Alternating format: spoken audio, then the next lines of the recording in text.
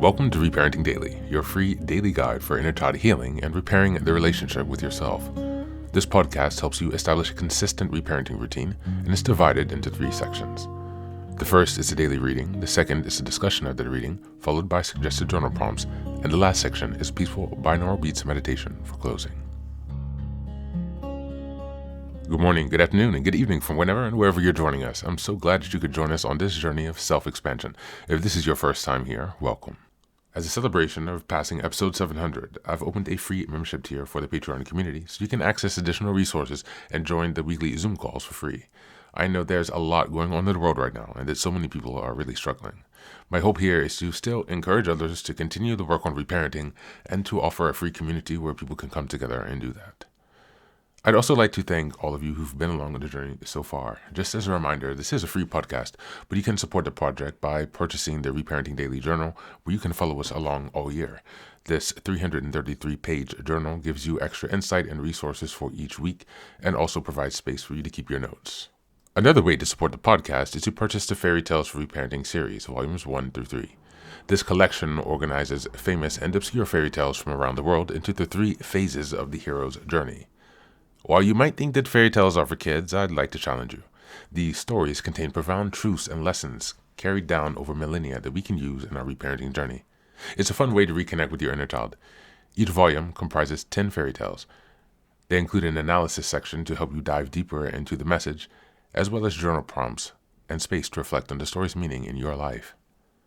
Lastly, you can also support the project by taking a paid Patreon subscription, by purchasing the books on the website, or by donating via Buy Me a Coffee. You can find all this information on the Support Us section of the website. So now, with these announcements out of the way, let's dive into today's practice. Today, we're going to be listening to a portion of a TED Talk entitled Listen to Your Intuition. It can help you navigate the future. Just as a reminder, we're in March, and the theme is Building Self-Trust and Confidence. We're in week 4, and the theme for this week is Trusting Your Intuition.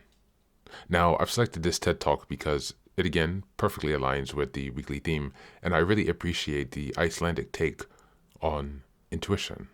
The person who gives the speech is Icelandic, which is why she has a very difficult name. It's a very encouraging and uplifting speech, and it aligns with much of the work that we've been doing, especially in this new year, on our second round of reparenting. And so, without further ado, let's listen to the TED Talk.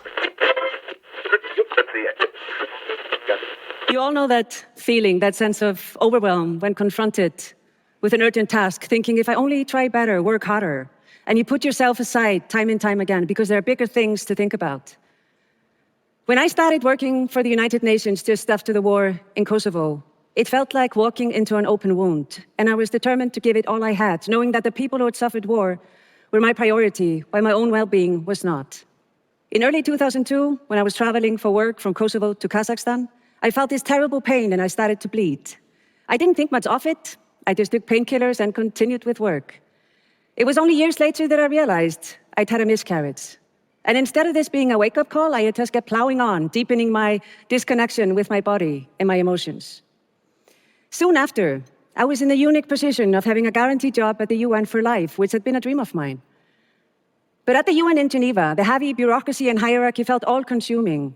My sense of purpose got weaker, and I felt increasingly out of touch with the living world. So I left my job at the UN, thinking we're serving system instead of serving people and the planet. And I thought something needed to change inside me. And I also felt our systems were out of sync, and maybe this feels familiar to some of you. Those of us who work in climate and sustainability work on transforming or changing systems. But systems don't change themselves, right? It's people like you and me that together change systems. But I don't think we can help big systems change in the long run unless we connect within, and the change starts from within us. And lucky for us, there's this beautiful Icelandic concept that can help us do that. My soul searching brought me to intuition, which in Icelandic is called insight. And in the company of some amazing colleagues, I've been able to practice, research, and interview scientists, spiritual leaders, and artists from around the world, and I've discovered that we all have intuition. And it's up to us to tune into it, which can be quite a challenge in today's world. Intuition is fundamental to our intelligence, and I don't think we give it the attention that it deserves. Unconsciously, we process a massive amount of information, sensory data that our body picks up, including the brain. While this is unconscious, it still shapes our actions. Our very focused, conscious mind can grasp only a tiny fraction of all this data processing. Intuition helps us tap into this information. It helps us read the room, come up with insights, and tune into other people and the world around us. Sometimes we dismiss intuition as an irrational impulse that we shouldn't rely on, or a woo-woo concept that hasn't been backed by science. But research shows the catalyzing role intuition has for creativity, compassion, mental agility, and the human genius. We actually need good intuition to reason well. And without intuition, there wouldn't be much innovation. A research on a group of Nobel laureates showed the key role intuition played in their discoveries. And as they shifted between analysis and intuition, it led them to their big leaps. My search for answers brought me back to my roots and helped me see with fresh eyes the Icelandic word for intuition, insight. Insight helps us reframe intuition because it brings together the scientific and the spiritual, the solid and the poetic. Insight means the sea within and refers to the ever-flowing unconscious mind. The sea within cannot be put into boxes because then it ceases to flow. Stress, work, and financial pressures can block our access to insight. And while we can't get rid of these pressures, we can learn how to clear the way to insight when we need it. Meditation and mindfulness practices can help us do that as they regulate our nervous system and we gain clarity in mind. Intuition picks up information with all our body. So next time you feel something's off, you get chills down your spine or a gut reaction, ask yourself, what is my unconscious trying to tell me? Insight also means to see within, to be self-aware. And one of the most powerful ways to see within is to pay attention to how you pay attention and document it. Attention journaling helps you witness how insight plays a role in your life and how best to harness it. And lastly, insight means to see from the inside out and has to do with how we navigate the ocean of life from within with a strong inner compass. Aligning with insight is the work only you can do. And allowing insight to flow sometimes involves finding the balance between being and doing. And for many of us, it actually takes discipline to simply be and allow the world to come to us.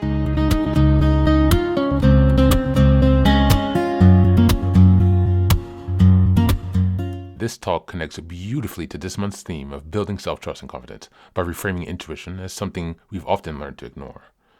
She shares how, in a world that often rewards constant doing and external focus, we can become disconnected from our own inner voice, sometimes to the point of burnout and emotional disconnection.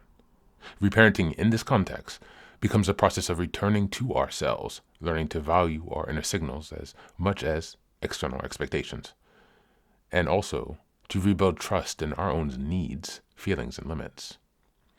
For this week's focus, Trusting Your Intuition, the talk emphasizes that intuition is not something mystical or distant. In fact, it's an inner guidance system that becomes clearer through presence and attention. She describes intuition as a way to see the bigger picture, stay grounded, to access creativity and clarity in complex situations.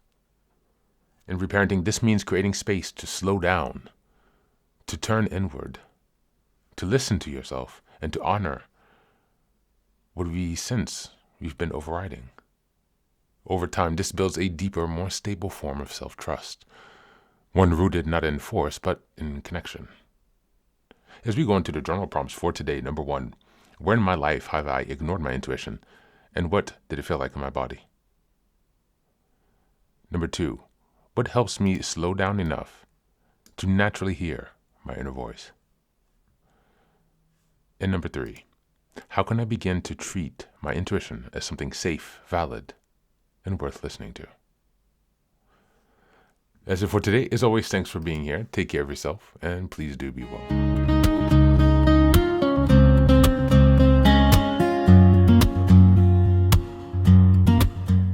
Welcome back. Now, this is the third and final section of the daily podcast. This is your silent meditation. Please find a place where you can be comfortable and undisturbed, where you can relax and spend some time with yourself for the next 10 minutes. You can choose to be sitting, standing, lying down, or in whatever position makes you most comfortable today. Just take some time to listen to yourself.